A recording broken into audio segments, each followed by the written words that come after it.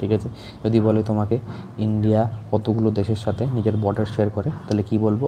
Bangladesh, China, Pakistan, Nepal, Myanmar, Bhutan, Afghanistan. ঠিক আছে।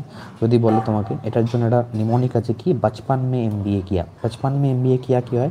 55 ব দিয়ে হয়ে যায় বাংলাদেশ, চায়নার চ দিয়ে হয়ে যায় চায়না, প দিয়ে হয়ে যায় পাকিস্তান, ন দিয়ে হয়ে যায় নেপাল। তাহলে 55 में MBA किया, এটা দিয়ে আমরা কি করে নিতে পারবো?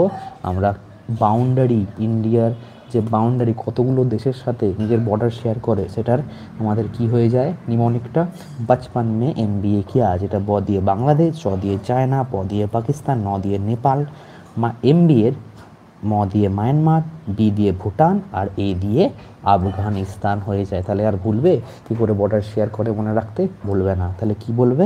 55 में MBA किया। ঠিক আছে।